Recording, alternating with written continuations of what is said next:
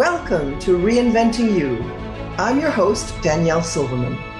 I believe that in today's world of ever-constant evolution, the only career change that matters is when what you do matches who you are and what you believe. This show is where you'll learn how embracing change and reinventing yourself will help you navigate any disruptions and lead a life of happiness and fulfillment, especially in this ever-changing world. Your purpose and your meaning will drive your personal transformation. As I like to say, it's your vision, your life. Be passionate about it. Reinventing-U starts now. Opportunities don't happen. You create them. I wanted, as usual, to start with an inspirational quote. I found so many that it was really hard to choose one good one. So I decided to start off with this one from Chris Grosser. But don't be surprised if I sneak in another two quotes or one or two quotes here and there during this podcast. Hello, everybody. My name is Danielle Silverman, and you're listening to Reinventing-U, the show that helps you reinvent your career.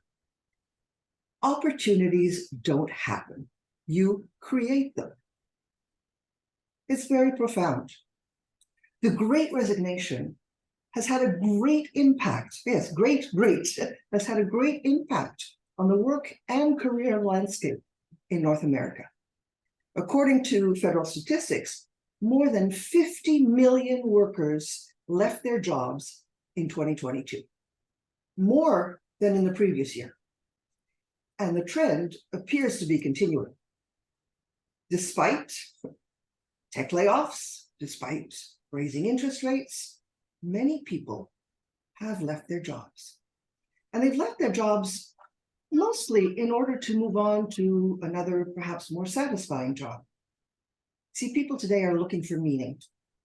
In fact, today's world sees people regularly changing jobs every 2 or 3 years in order to advance in their careers. It's something we didn't see even 10 years ago. It used to be taboo to jump from one job to the other every 2 or 3 years. Today, it's an advantage. It means you have that much more experience in different areas.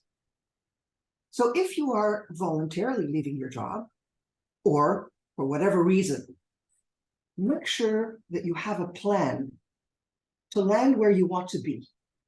In other words, create your next opportunity.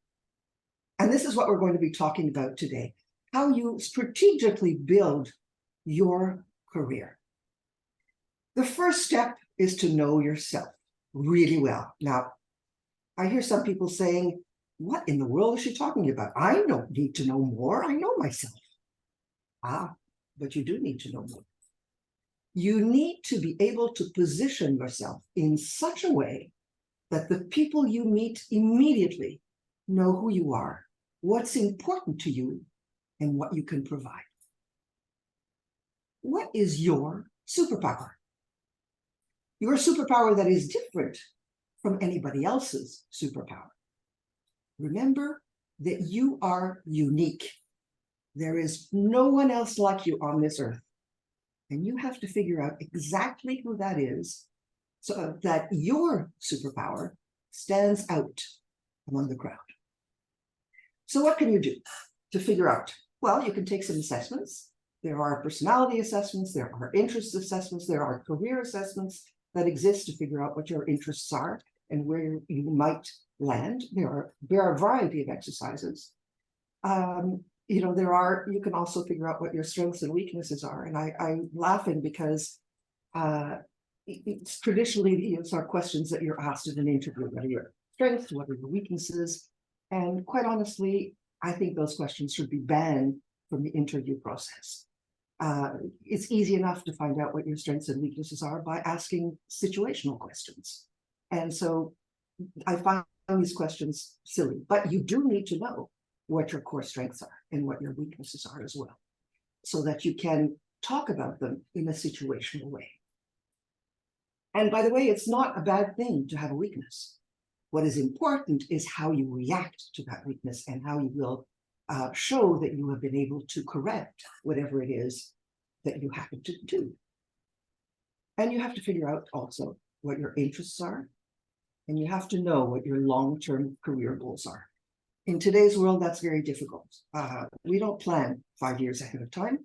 We don't plan 10 years. I don't think we should even plan 3 years ahead of time. But you still have to have some idea of where you're going, and that's what we're going to talk about. So from this, you need to also know what your vision is and what your values are. The self-assessment that we're talking about, all of these things that I've just named, are going to serve as the foundation for your strategic plan. Just as you would create a strategic plan for your business, you can also create a strategic plan for yourself. So let's start with vision. What kind of world do you want to live in? That's the question I want you to ask yourself. What kind of world do you want to live in? When I first started doing this for my business, I thought, I want to live in a world where there is no war, where there is only peace. And I'll share with you later how what I do fits into that vision of the world that I have. As a career coach, most of what I do is help people find their purpose and also align their careers with their values and with their aspirations. One of the things you can do to try and figure out what your vision is, or to expand on your vision, because you may have some idea of what it is, it may not be 100% clear. One exercise you can do is to engage in a visualization exercise. So imagine closing your eyes and simply imagining your ideal future. Where are you? What are you doing? Who are you with? Take note of every detail that stands out for you. This visualization can help you create a mental image of the kind of world you want to live in. Allow yourself to dream, even if that means swinging the pendulum in a completely different direction, in something completely out of the box, but something you've always dreamt about, something you've always wanted to know about, but were too afraid to go there. At this point, all we're doing is putting out ideas and trying to figure out what this vision is of the world that you want to live in. So at this point, I would say, absolutely dream. Do not let yourself, don't even think about what the consequences would be, or whether you would be able to do that sort of thing or not. It doesn't matter, because eventually the pendulum will swing back to a place where you are comfortable and that is absolutely right for you. But you can't get there unless you allow yourself to think outside of the box and to dream. As Gloria Steinem once said, without leaps of imagination or dreaming, we lose the excitement of possibilities. Dreaming, after all, is a form of planning. So now that you have some image in your mind, you can explore your values. And the two are very closely linked to values or guiding principles, whatever you want to call them. What is it that you hold most dear? What is it that is most important to you to follow? I have to share with you that I recently attended a training that explained how to build a business strategy as an entrepreneur, small business owner, or a solopreneur. The most important lesson I took away from that was that before you do anything else, you need to have clarity. When the presenter introduced his values, what he called his principles, his first principle was, a confused mind says no. Hence clarity. If you don't have any clarity about where you're going or what you want to do, your mind will be confused and you won't be able to get there. So that's what the first part serves to do. Your values or your guiding principles and your vision of the world you want to live in. We're going to talk later about how you fit into that bigger vision of the world you want to live in. And by the way, that's another thing that I learned recently. A vision is not just a vision for your company. It really is. Take it way, way back and much, much bigger. into the entire world, into the universe. What is the vision of the world you want to live in? So let's go back to how a confused mind says no. Now, tell me that isn't true. It is. In business, or when you're looking for a job, you need to present yourself in such a way that people immediately know what you stand for. It has to be clear. It has to be clear for you, first of all, or you will not be able to clarify it for others. In other words, it has to be simple. And it also shows, this technique can also show that values or principles can be much more than a single word. You know, when you ask people what their values are, they usually answer by honesty, trust, empathy, reliability, all of those things. That's one word. And it may be very true. But think about what you want to be in your work. Do you want to be clearer and understood? Do you want other things? What are the guiding principles that help you move forward in the world? You need to think about in greater detail. Let me quote to you two other principles that I was introduced to last week. One is, business is a game of trust. Building trust takes time or connections. So the principle is that trust becomes a value, and the time it takes to make connections is part of that value. Another one is results follow decisions. This is really interesting because we always think that we have to make a decision in order to get results. What this is saying is, no, it's the results that you get that will then inform your decisions, whether you should stay in that same track or whether you should change or what you should change. So get the results first and then make the decision. So take your time, reflect on your values. What is most important to you? What kind of world do you want to contribute to?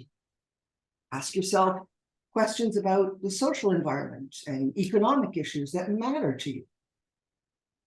By identifying your core values or your guiding principles, you're going to start to see a bigger picture of the world that you want to create and the kind of work that you want to pursue. So now that we have a better understanding of the world you want to live in, you need to determine what role you want to play in this world.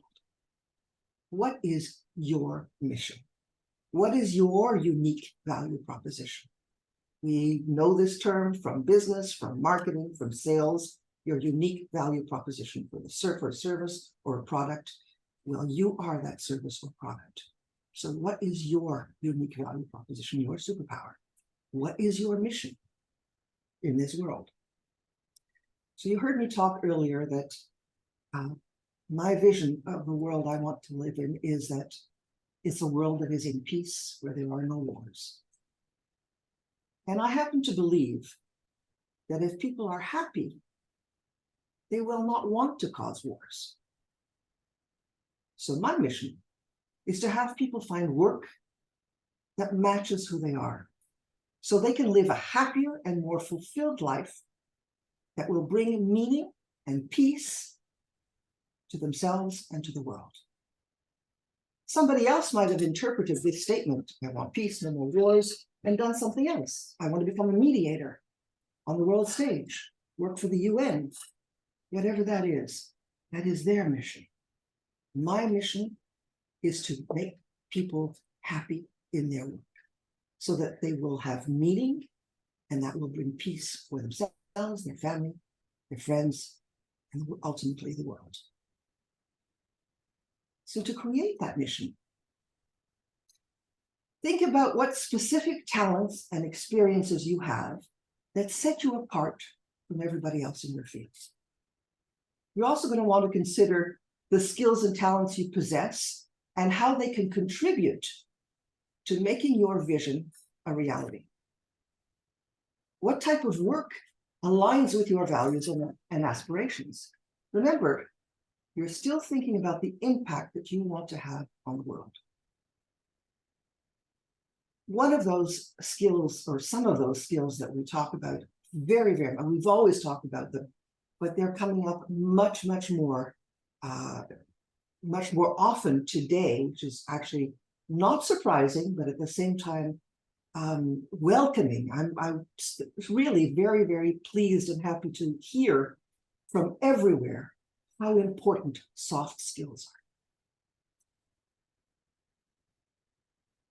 Soft skills. What's a soft skill? Communication is a soft skill.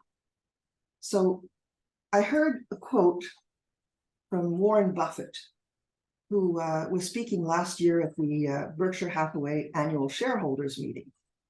And he emphasized that sharpening your skills, your soft skills, is a great way, get this, to keep inflation at bay and stay ahead in your chosen field. Buffett said, whatever abilities you have can't be taken away from you. They can't be inflated from you. In other words, there's high inflation. It doesn't matter. Your soft skills are not going to change. They're not going to inflate. They are there. And so therefore, and this coming from Warren Buffett, the best investment by far is anything that develops yourself and it's not taxed at all.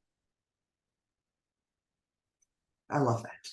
He also said, investing in developing your communication skills can improve your value by 50%.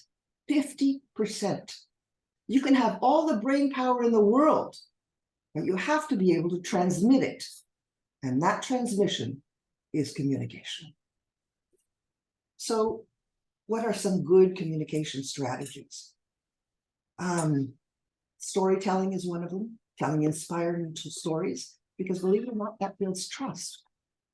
The billionaire Richard Branson wrote in 2016, I know that may seem a long time ago, but it's just as true today.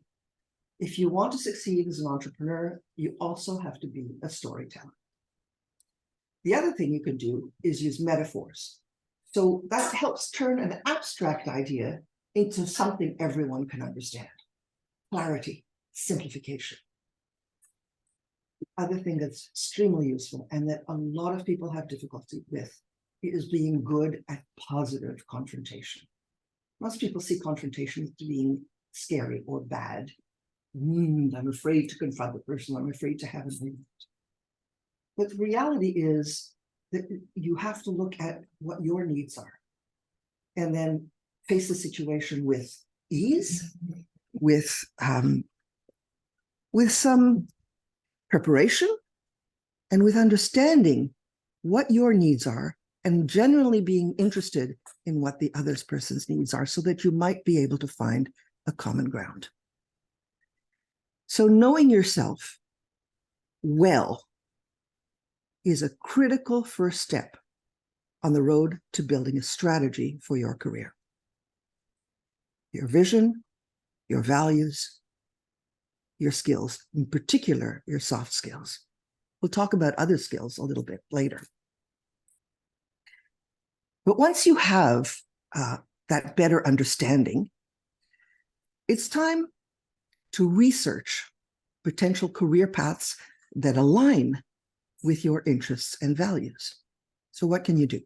You can look up job descriptions, what the required skills are, what are the typical trajectories that people follow in your chosen field.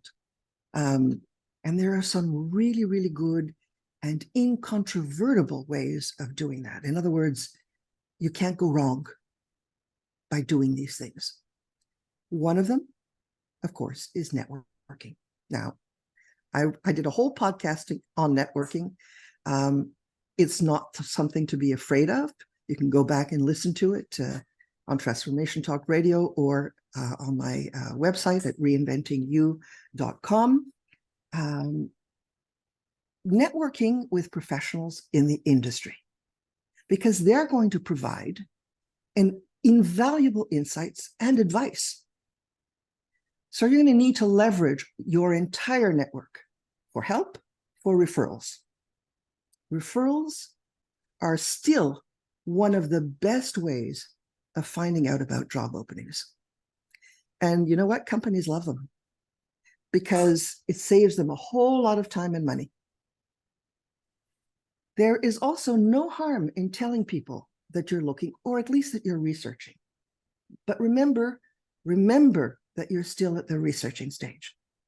So you're not at the stage where you're saying you look for, where you're asking for a job, because if you ask for a job and the person doesn't have one, they're going to feel bad because they don't have anything to offer or to give you. So networking is about helping others. It's about finding out what's out there. So researching, talking to people, as many people as you can. It's actually, believe it or not, a numbers game. The more people you talk to, the better your chances of landing a job, faster. The other tool that's incredibly powerful is LinkedIn. Did you know that LinkedIn is the largest social network out there? I think you're allowed up to 30,000 connections on LinkedIn, and I think Facebook is 5,000 or something like that. And LinkedIn was originally started to help people who were looking for work. It's perfect. If you can take a course on how to best use LinkedIn, that would be extraordinary. I know there are some really great ones out there. And I would highly recommend it because you'll understand what it means to how to use it effectively. It is a very, very powerful tool. One of the things you need to do is to post regularly on LinkedIn, it'll be where you showcase your passion for your industry and the unique superpower that only you have. Engage with people. When you get a comment on one of your posts, respond to it. Go back to that person, look up that person, thank them for having posted, and engage in a conversation. It's all you're doing. And it's all online. There are no risks here, right? Leave interesting comments on other people's posts. I can guarantee you that your next employer will be looking you up on social media. Most likely on LinkedIn first, but also on other social media. So use LinkedIn to its most powerful advantage, but also make sure that you're consistent in who you are across all your social media. So don't post anything that's controversial, rude, or negative, as it might play against you. Employers do look up potential employees in their social media. The other thing that's extremely important as you're planning your next career move or beyond is to research companies.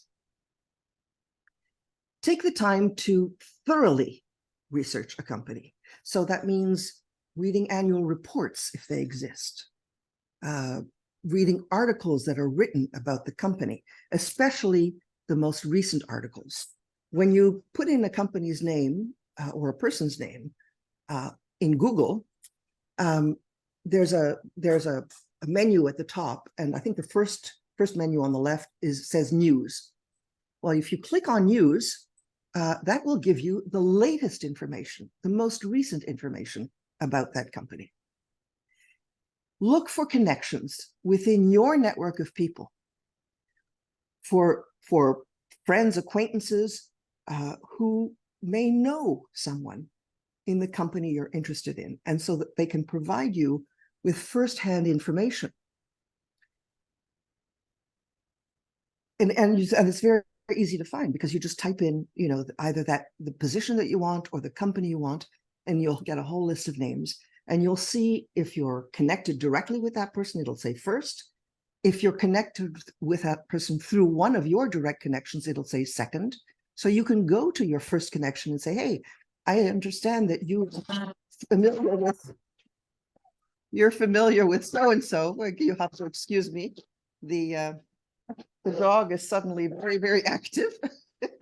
This happened to me, by the way, on my very, very, very first podcast. And it was extremely embarrassing.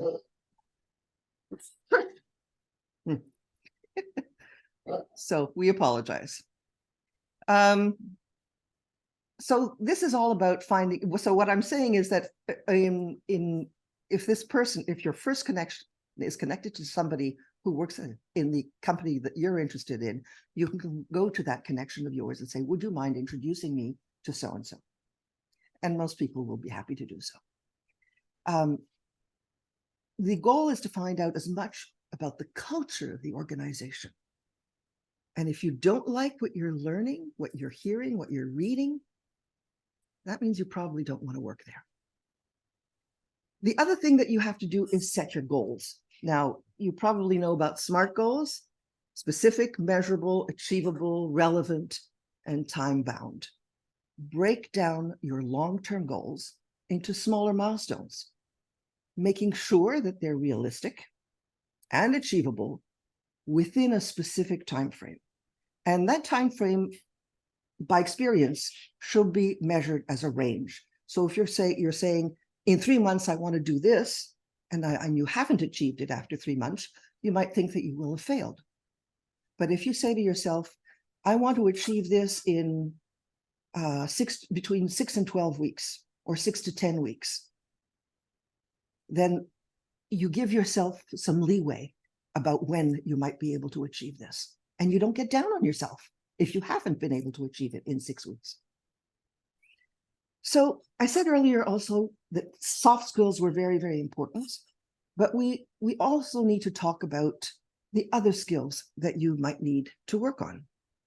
And for that, you're going to need to maybe enroll in courses that are relevant to you, attend workshops and conferences, read some relevant information about your industry, look at magazines online that speak about your industry in particular, or your type of job in particular.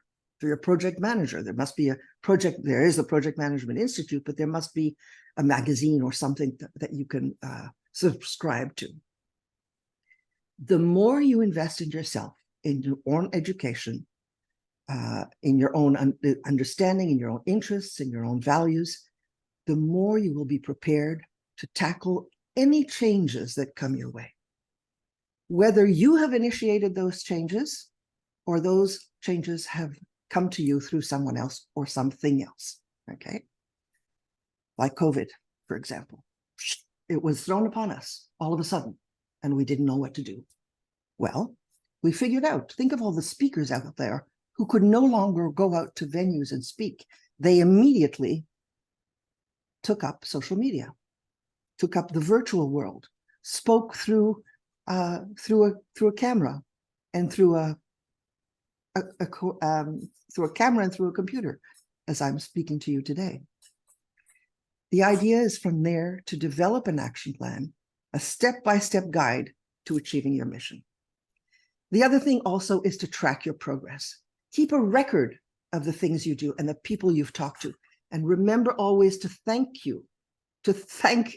the people or follow up on what was said during a meeting.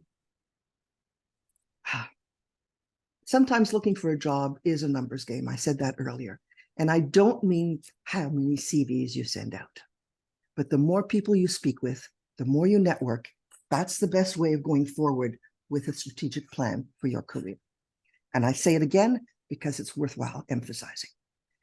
Another thing that most people really do not do is celebrate their achievements. I want you to acknowledge and celebrate every single one of your achievements, no matter how small, because this is going to reinforce your commitment and your motivation to work towards your vision. So celebrate. It doesn't matter how small. You made a telephone call this week. Yay! That's fantastic. That'll give you the motivation to make another phone call tomorrow and maybe 2 the next day. Why not? And you also need to remain resilient and adaptable. I did a whole podcast on self-care and resilience And once you learn to embrace change, you're going to be able to weather anything that comes your way. Being resilient, to remaining resilient, means that you are continuously putting yourself first. And I don't mean that in a selfish or egotistical way. Remember, when you take a plane, when there's drop in pressure, you must take the mask and put it on yourself first. That's because if you're not well, you cannot help others. So you must be sure that you're taking care of yourself during any difficult process. And job search or career planning is a difficult process. Every day, I speak with someone who says that they'd like to bring more meaning in their life. I'm not surprised. The pandemic has made people stop and think about what is important. The answer is often rooted in what truly happens to you. What do you care about? What would help bring meaning to your world? What can you do to make the world a better place for you, for your children, for future generations? But given the complexity of change in today's world, it's not always easy to figure out how to go about doing that. I specialize in helping professionals, middle and senior managers who are looking for a new career direction, something that will bring meaning into their life, into your life and your work. I help you develop clarity so that you can acknowledge and embrace your vision, awareness on what needs to be done to get that vision, a method of implementing your vision, a way of continuously maintaining your edge and thriving on your chosen path, whatever that might be. I'll leave you with a quote from Steve Jobs, something he said at his Stanford commencement address in 2005. You've got to find what you love, and the only way to be truly satisfied is to do great work. As with all matters of the heart, you'll know when you find it. And like any great relationship, it just gets better and better as the years roll on. So keep looking, don't settle. And if you want to help in finding that great relationship, don't hesitate to call me, Danielle at Reinventing-U. Here's to your career reinvention. Bye for now. Thank you for listening to Reinventing-U with me, your host, Danielle Silverman. Tune in on the second and fourth Monday each month at 11 a.m. Eastern, 8 a.m. Pacific on transformationtalkradio.com. Join me and feel inspired and optimistic about your future. We only get one life, so embrace change and thrive with me. Find work that aligns best with your soul and what you enjoy. For more information, go to reinventingu.com.